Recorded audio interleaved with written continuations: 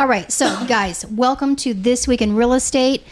Your host, I guess it's going to be me, Lisa Erickson. Look, if you do not stay tuned, you are going to miss some hilarious stories about real estate. Everyone thinks it's so easy, and it's just all kicks and fun. But I got news for you. There's crazy stuff that happens in real estate, and you're going to get the lowdown on a few things that have happened to my colleagues, Eric Hempel and Michael Pino. So welcome, guys.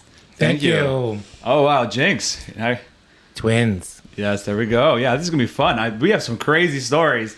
Yeah, we've seen a bit of it all. So yeah. So you know what, Eric? Something comes to mind when I think about crazy stories and you and the police. Yeah, you know Have the police ever been called when you've been in a real estate transaction? Oh, yes, they have, Lisa. Let me tell you, I was actually thinking that when you brought up this topic, I was like, the first story that came to my mind. But the funniest part is, it should have been called. Well, they shouldn't have been called at all. But they would have been called on me if it wasn't. You are talking about the police being called, yes, is that right? Yes. Oh, the police shouldn't have been called, but... They shouldn't have been called, but they were. But I wasn't even there, actually. I was sick and dying, basically. It was like the sickest I had been, I think, my entire life. And it was funny enough, it was your husband, our licensed partner, Matt Erickson, who was there. But I know every detail because I was on the phone the entire time of it. So the police, just FYI, can be called during a transaction. Yep. And, you never know what you're going to get when you sign up to work with a buyer. Would that be, or a seller? Well, this was a seller. Yeah. Yeah. You never know what you're going to get. Well, in this case, we were double ending, representing both sides in a transaction. Great transaction. And we were able to, procure a record price for a record sale for this particular property type. The one thing is, sometimes people can be a handful. There's a lot that goes on. That's well put, Eric. Yeah, well put. A handful. A handful, right? I think it might be two hands full in that case. That I meant like the hand of a giant. Like think about Atlas like carrying the world. Yeah, bigger than mine for sure. And we're there. Well, I was supposed to be at this inspection. I ended up getting this I got pneumonia and something. I forget what else I had, but I was down for basically 2 weeks straight. And this was right kind of in the fourth day of this, and I was like basically in my bed. But we had this inspection that was scheduled. Seller knew. Seller is. There's a lot going on mentally. Let's just say upstairs, the wiring in the brain was a little bit weird, but we're okay. We're going through. They agreed to an inspection. Buyer obviously agreed to inspection.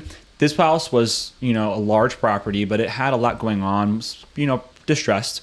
Well, I've been in this house, so let me describe a little bit going on. Yeah. Huge house. And this poor person had hired multiple contractors to fix issues going on in the property, and of which she had been severely taken advantage of. So that part's the sad part. Yes. Because people had really taken advantage of her, her situation, open permits that were pulled maybe 5 years prior, not close the permit. So she was like in this really impossible position to sell the property with open permits and really a lot of open issues. So you needed a cash buyer, which doesn't come along every day for this type of property. Yeah. And the whole thing was done off market because of kind of per their request, keeping this thing kind of quiet and moving along because there's a divorce element to there was a lot going on. So this was a very tricky transaction, and we were able to get through this successfully. But during this inspection, let's just basically we had this inspection. We're going out, so there's contractors coming out. There's a couple different inspectors. It's a big period, but per their request, we were able to get all these people in on one single day, for all the buyers' inspections to be done and completed. Well, the seller had forgotten about this, quote unquote. Yeah, but no, really. You forget about the albatross around your neck's inspection. Yes, okay, yeah. Yeah, so anyways, so she's not there at the property because she has this other townhome that she basically can stay and reside in. So she stays in that. They're there for like an hour trying to get in. Well, trying to get in? The doors were locked? They're not even trying to get in. The doors are locked. So they show up. We're trying to figure out where she is. They're calling. I'm sick. I'm getting calls from everyone, so I'm calling her too. There's no response. What we hear is, and I hear this on the phone. I'm not even there, but I hear this on the phone. I'm talking with some of our guys out there. Sirens start to go off, or like alarms.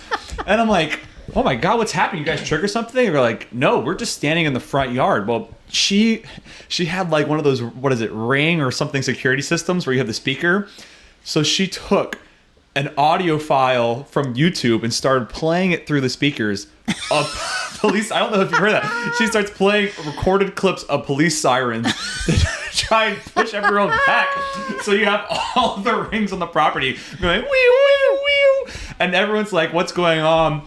And then she starts going and kind of yelling through the microphone. And it was like, well, like what's going on? And I'm just hearing this in the background.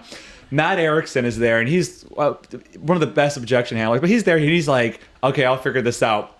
Well, as he's figuring that out and trying to talk with her and console her through this microphone, because she's not calling anyone. She's not returning my call, not returning anyone's call. So she's doing this all through Ring cameras. Ring cameras. So now Matt is negotiating through the Ring camera audio back and forth with her. It was some type of company, Ring. I'm not targeting you in particular. It could have been any of these companies, right? But so then we're doing this, and all of a sudden Matt goes, "Oh, hold on, Eric, 1 second.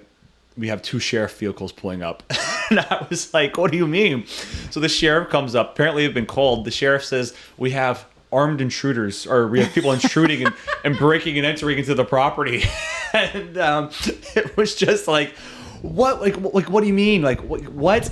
He talks with them, tells the sheriff, shows them, hey, in writing, this has all been confirmed. Here's the purchase contract. Here's in writing the seller confirming, because we get everything done in writing, the inspections for this date. Sheriff calls the owner and basically is like, hey, listen, they're supposed to be here. And this seller goes, well, I never authorized it. They said, well, what's this email? And then she goes, oh, these are inspections? Oh my God. I thought they were just crazy people trying to break into my house. But I don't know who any of this, I've never seen any of these people in my life. By the way, that's not true. She knows she's seen the buyer. She knows who Matt is. She knows everything. So it's just like, you never know what you're gonna get. Luckily, we had a good sheriff that day who was like, "Hey, listen, there's nothing. I can't. They're here to do this inspection." He actually negotiated on our behalf to let everything in. And then after that, there was a couple of hiccups, but we closed. We got our record play, and we did get her an amazing opportunity and got her into a better spot. But that was, a little bit crazy. It was just wild. That's crazy. Which leads us to the fact that there's a lot of mental health that goes on in real estate. And the fact that I came from a mental health registered nurse background, you utilize all those psychosocial skills in this job. Amen. And I cannot top that story, but having done it for 17 years, you do come across people who are just emotionally upset. They don't even know why they're upset. They don't know why they might be acting out. And our role is to play the mediator, is to be the counselor. And so real estate is so much more than the transaction. Yeah. It's really going and diving deep with all of your clients and everyone involved in the transaction. You're also holding the hand of the other agents. They may not be as experienced as you are. Yeah. There's just so much that goes into this. And absolutely, this is healthcare. We do healthcare. No exaggeration. It makes me think of like what Lisa always says. She's like, you have to match the energy. But sometimes when I'm matching energy, I feel like I'm starting to go down. Like it's Heath Ledger playing the Joker, and he manages it, and he starts getting so into the character, he starts having his own mental health issues. I'm like, okay, Lisa, I'm matching the energy, but right now I think I'm going a little cuckoo myself. But, yeah, that's so true. You have to pull yourself out of that. You do have to. Yeah. We have to have an analogy for the healthcare industry, wherein if you're on the floor and somebody's going down, having a heart attack, you call code blue. We also have to have a code blue where we can call each other. You got that right. And say, phone a friend. I can't do this. Yes. No mas, take over, Jesus, take the wheel. And I think you and I did that not terribly long ago. No. And I simply told you, I'm not taking this call. I'm giving it to you. Here, is this the story I think it is?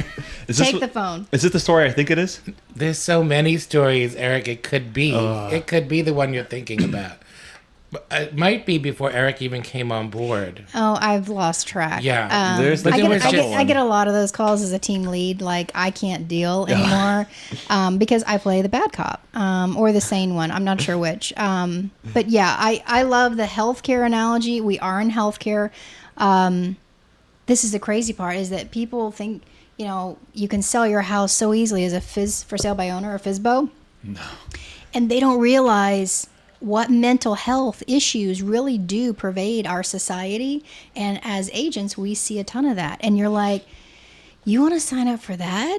Crazy? But they don't know. You don't know crazy until you see the crazy. Oh, you know what I yeah. mean? So, yeah, that's really well put. And that was a day for the reckoning of Crazy Town. You've seen it as well. I've seen it. And you got to stay tuned to this next bit around a story that you don't want to miss.